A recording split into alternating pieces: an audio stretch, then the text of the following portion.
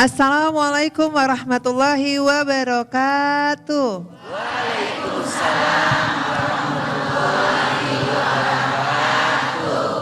Selamat datang dalam program Kajian Hati bersama Ustadz Hilman Fauzi dan saya Fairuz Arafik yang akan menemani para jamaah yang ada di sini dan pemirsa yang ada di rumah dengan tema kita kali ini, mengetuk ridho langit dengan wasilah amalan bumi. Masya Allah, boleh silahkan Ustadz.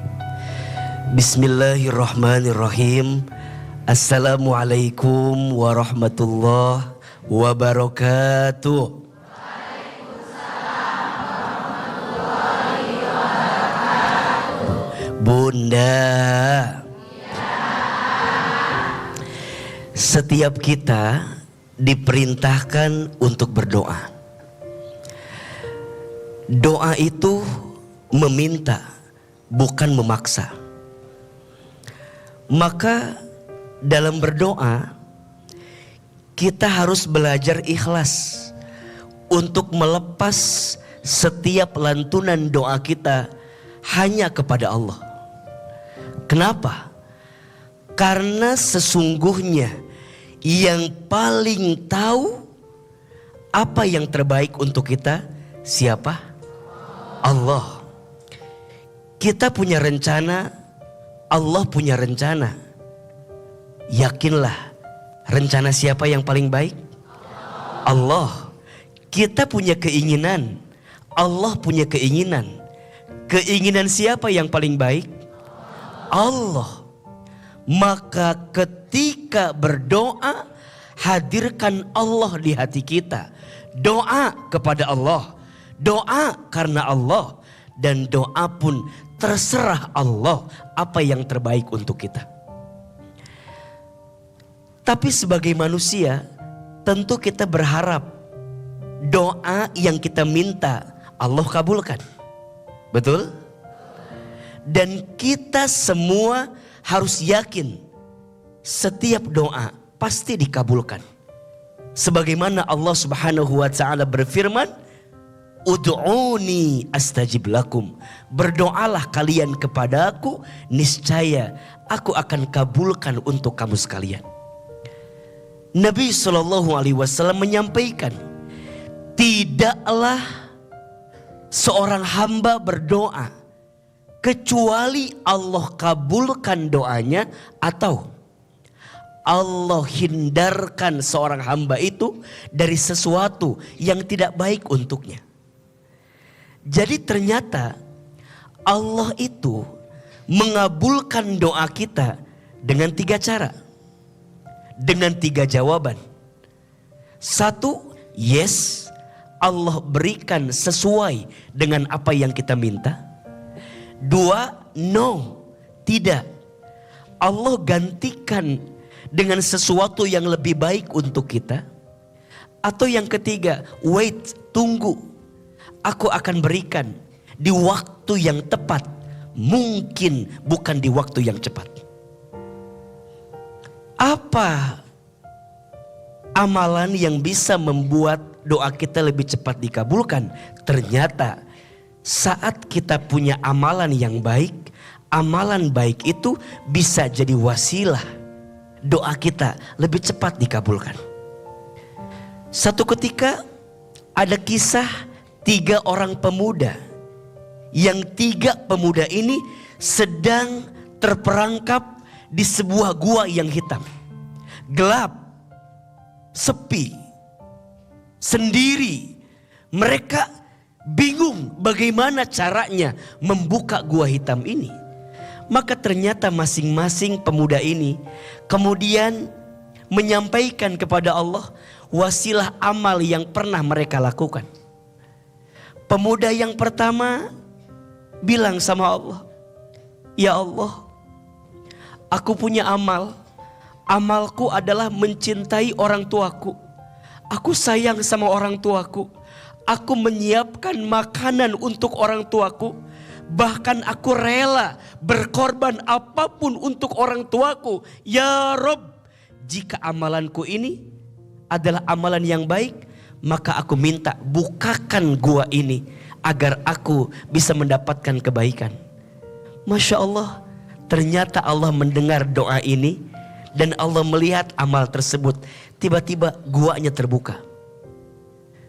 Pemuda yang kedua menyampaikan kepada Allah, "Ya Allah, aku sempat punya kesempatan untuk berzina. Aku sempat punya kesempatan untuk berbuat sesuatu yang buruk dengan keponakanku.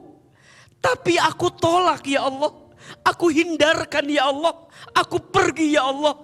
Ya Allah, jika amalku ini adalah amal yang baik, aku mohon ya Allah, jadikan amalku itu jadi wasilah buka pintu gua ini." Singkat cerita, pintu gua itu terbuka. Dan ada yang ketiga, "Ya Allah, aku pernah berkorban untuk seseorang. Aku berusaha, aku berdagang. Dan tiba-tiba orang yang pernah menitipkan uang kepadaku, dia datang lagi dan ingin mengambil uangku. Padahal usahanya hasil aku. Tapi aku berikan semua uangku kepadanya ya Rob. Aku ikhlas ya Allah. Aku ridho ya Allah. Ya Allah, jika amalku ini adalah amal yang baik, bukakan pintu gua ini agar aku bisa selamat dari gua ini." Masya Allah, ternyata pintu gua itu terbuka karena amal yang pernah kita lakukan. Maka apa pesan yang ingin AA sampaikan? Sibuklah berbuat baik. Kita tidak tahu amal baik mana yang akan jadi wasilah doa-doa kita dikabulkan. Maka ini juga catatan, kalau ada di antara kita yang merasa sering berdoa tapi belum Allah kabulkan, coba tanya, mungkin yang kurang bukan doamu, tapi yang banyak adalah dosamu. Sehingga dosa itu menghambat doa dikabulkan, sebagaimana amal soleh mempercepat doa itu dikabulkan. Mudah-mudahan Allah mengijabah setiap doa-doa kita. Mudah-mudahan Allah mendengar setiap doa-doa kita. Dan mudah-mudahan setiap apa yang kita mintakan Allah perkenankan. Amin ya Rabbal Alamin. Kajian hati. Tenangkan hatimu. Ada yang mau nanya lagi nggak nih? Boleh Mbak yang kerudung abu-abu ya di sebelah situ. Assalamualaikum warahmatullahi wabarakatuh. Waalaikumsalam warahmatullahi wabarakatuh. Perkenalkan, nama saya Dila Pak Ustadz. Saya pernah menikah di tahun 2017 Pak Ustadz. Dengan atasan saya pada saat itu ya Pak Ustadz. Ketika masa pacaran ya Pak Ustadz ya, semuanya memang terasa indah banget Pak Ustadz ya. Apapun dia baik, perhatian, kasih sayang. Namun setelah itu setahun berpacaran, saya memutuskan untuk keluar kerjaan Pak Ustadz. Karena kebetulan tidak boleh satu kantor. Kita memutuskan untuk menikah Pak Ustadz. Singkat cerita, setelah menikah banyak terjadi perselisihan, percecokan Pak Ustadz. Jadi saya baru tahu kalau memang suami saya suka main atau kayak game dengan teman-temannya. Ketika saya hamil Pak Ustadz, beliau bukan nemenin saya untuk kontrol, malah asik bermain PlayStation dan sampai nafkah pun tidak diberikan. Dan yang lebih parah lagi, beliau taruhan Pak Ustadz uangnya. Dari situ saya bertahan karena saya pikir ya sudahlah, memang ini jodoh saya terima. Singkat cerita ya sudah melahirkan Pak Ustadz. Saya berharap beliau berubah tapi masih sama aja. Bahkan ketika melahirkan pun beliau tidak ada di samping saya.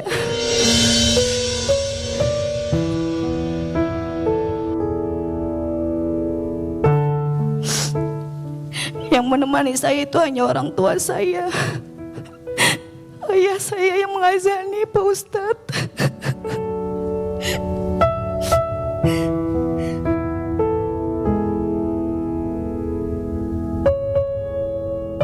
Beliau beralasan kerja, tapi tidak ada uang yang saya terima untuk persalinan. Semua orang tua saya yang support.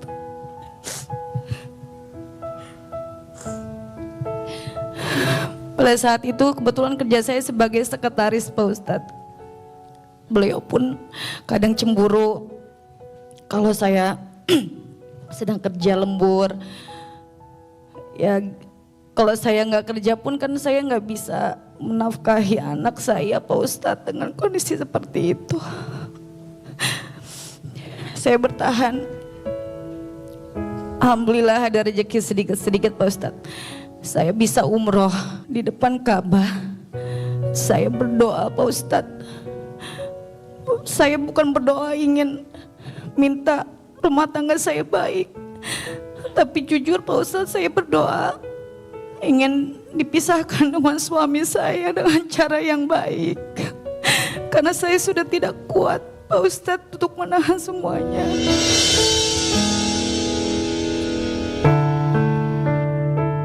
Jujur, saya merasa saat itu ingin putus asa, tapi mungkin saya juga introspeksi diri Pak Ustadz, karena mungkin saya kerja, saya kurang melayani suami dengan baik. Ketika suami pulang mungkin saya sudah lelah, suaminya dilayani, saya mungkin gak bisa gitu Pak Ustadz.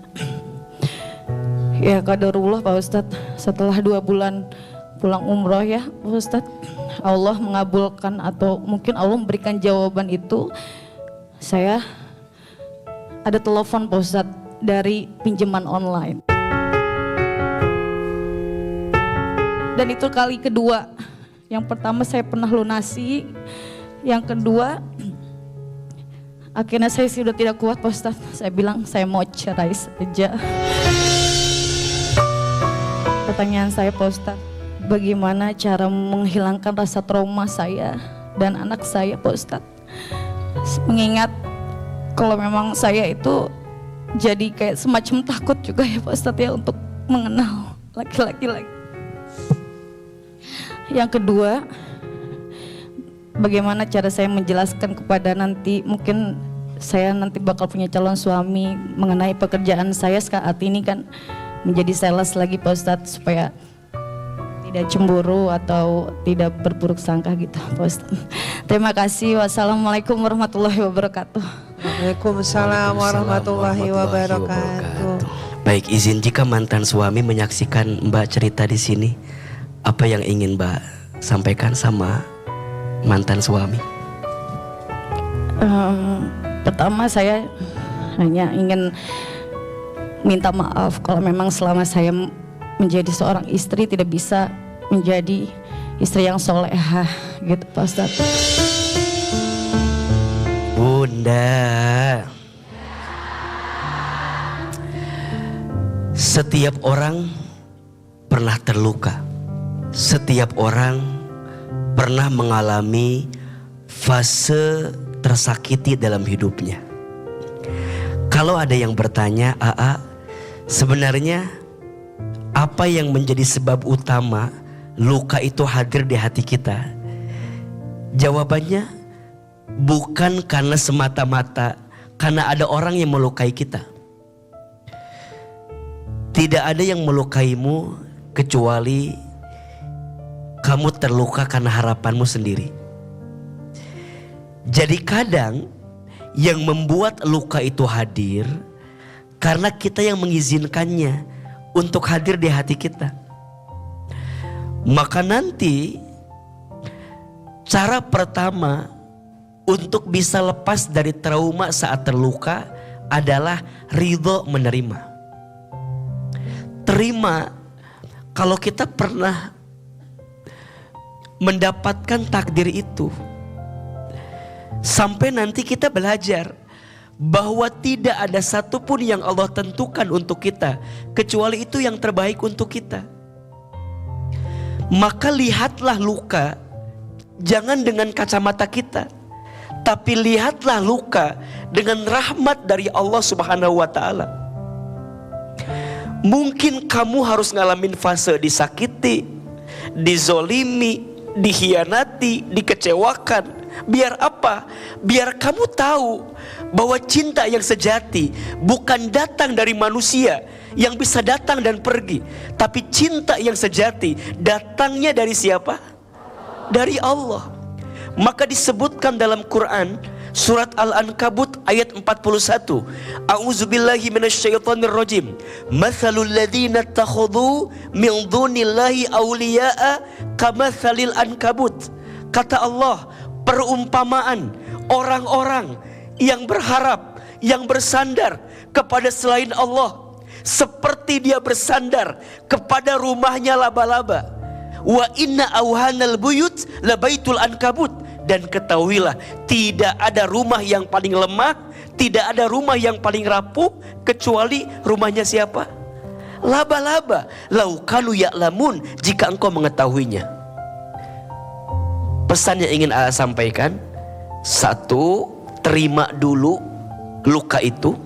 Dan yang kedua, buktikan setelah kita berpisah dari luka, hidup kita bahagia.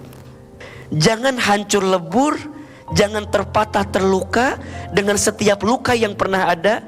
Tapi justru pilih dan pulih bersama Allah, sembah dan sembuh di jalan Allah. Disitulah kita menemukan kebaikan. Mbak, setelah kemarin kita belajar dari luka, yang kedua, jangan masuk kepada luka yang sama. Saya nggak tahu masalahnya apa kemarin, tapi mungkin mohon maaf, ini pengetahuan saya yang sederhana saja. Saya melihat mantan itu dalam tanda kutip mungkin cemburu sama Mbak.